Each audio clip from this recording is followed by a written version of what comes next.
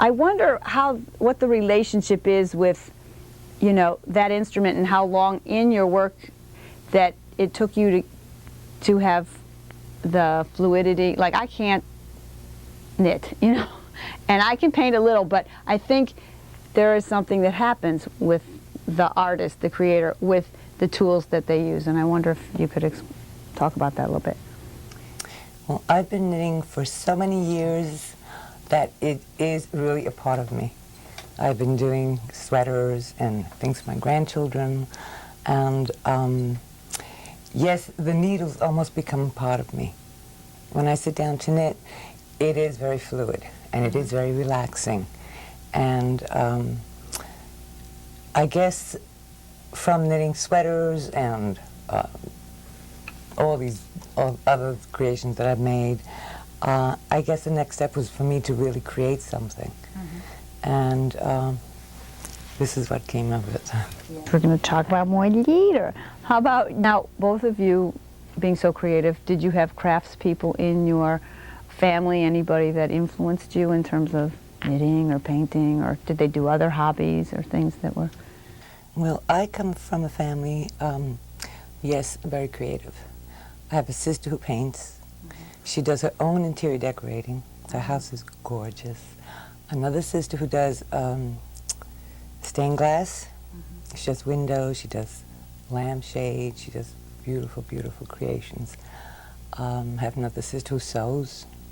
My son is an actor. So I'm surrounded by very creative people. I didn't think I was, but I think so. I think so now.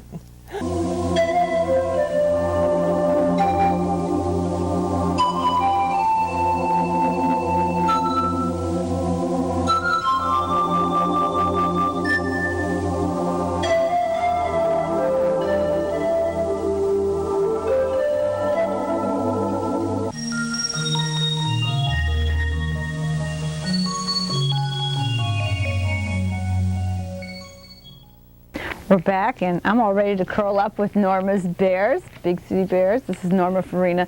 Norma, before we get into the bears exactly, you've had a tremendously busy and active life. You've made a lot of choices, and our show's about goals and choices.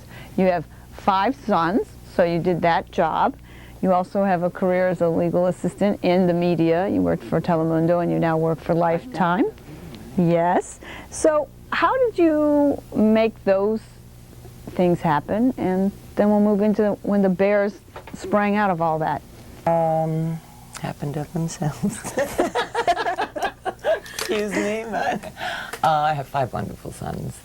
The career took place. I was working as anyone else, looking around, and found a niche in the entertainment field in television. I worked for Telemundo. I worked for an attorney, and when she moved on to Lifetime, she asked me to join her, which I did. And it's a wonderful job, wonderful place. They're doing very exciting things at Lifetime. Really nice for women.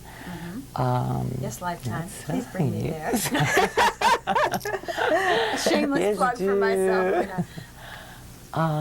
And I've been there for quite a few years now. When did this bear thing become more than just I'll make one for the grandkids or whatever, and how did it all fall in It place? was interesting because actually one of the vice presidents at Lifetime, his wife was expecting, and they had a child very prematurely. She was very, very small, and they were giving a shower at work for them. And I said, I want to do a sweater outfit, which I usually would have done. And I said, I think if I just take the bear pattern and make a bear for them, which is what I did. And that was my first attempt at making a bear. And I would say that was about 1.5 years ago. And the reception was so wonderful, so warm, not just from Bill and Linda, but from everyone else. You know, they thought it was really great. And I made one for my niece. And suddenly people started asking if I would just make them a bear.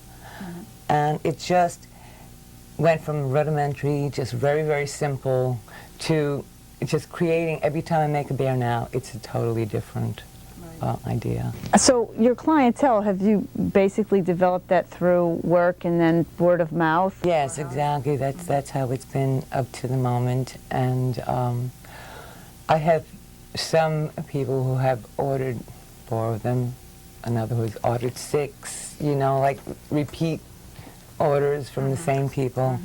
And of course, every time I bring one into work for them to see, oh, someone else wants it.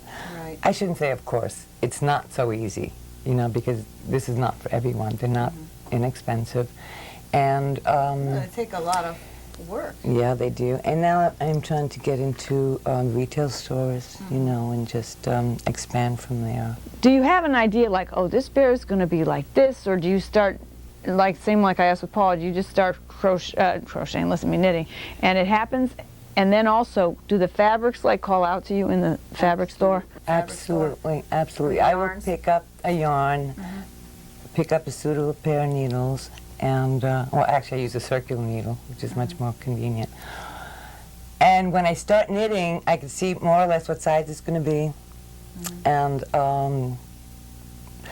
get a feel for it. If it's something small and something soft, you know, sometimes I don't get an idea until the bear's finished. And then I'd say, no, this is what I want to do, and then I just work up an outfit.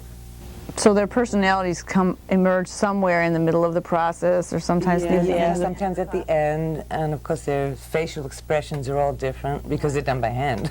Right. And yeah. Do you name them, or do you leave it up to the... No, I name each one. So who- These guys aren't named yet, actually. Oh, okay. Any ideas? No, Let us no know. name. Now this is a girly goo I here. think she's going to be Deidre. Deirdre? She's That's a pretty. Beatrice name. Pretty. This guy's pretty dapper. I don't know. Maybe it's Dapper Dan. I don't know. Let's see who else we got here. And then we're going to show some, while we're talking, they'll show some other pictures too. She's so funny. I love her. She's so cute. Look at this one. What's her name? Also, no name. No name yet. Come prepared. Actually, this one is made for my niece. This is for your niece. Yeah, for her baby. Right. And then who do we got here? Another fuzzy guy. Oh, He's made yeah. of mohair. See, Yeah. this is one of the things I find interesting, that they all my bears started out in just a plain brown. Mm-hmm. And then I started playing with different yarns Mm-hmm. and seeing how they'd come out. The first one I played with was a tweed, and I said, whoever saw a tweed bear. Mm-hmm. But then whoever saw a denim bear either.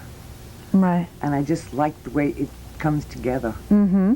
He's together with his little vest. His LL Bean will. Yeah. And this is another little girl with, I love this. She's wearing chenille. With a little cable down the Chenille. front. Yes. Yeah. So they're great. How long does it take you to do one of these?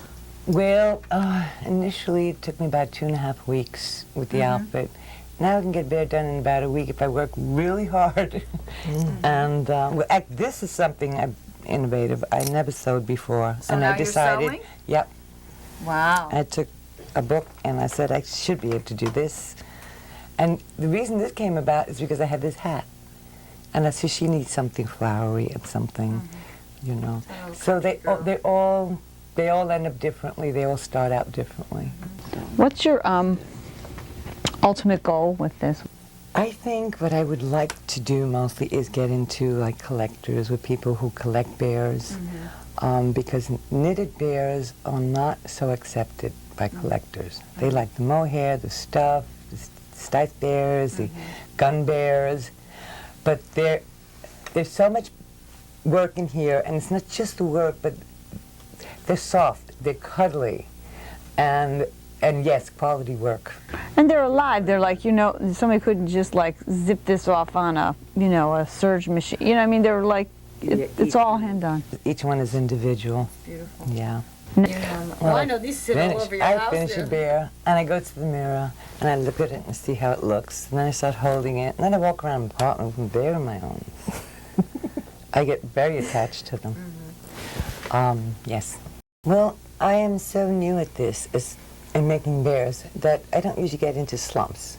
But I will get bored making the same bear, the same color. Do you switch off? So I will have 2 or 3 bears going on at the same time. Whoa. And I'll experiment with different things.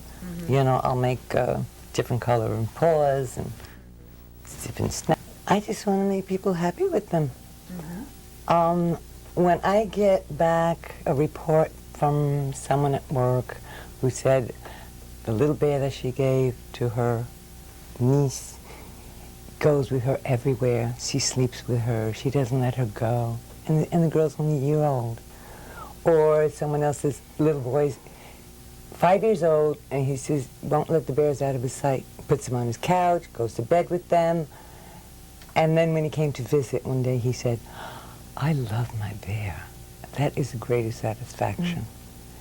Making individual ones and selling them to people, knowing that maybe there are one or two other ones like them, that's a satisfaction.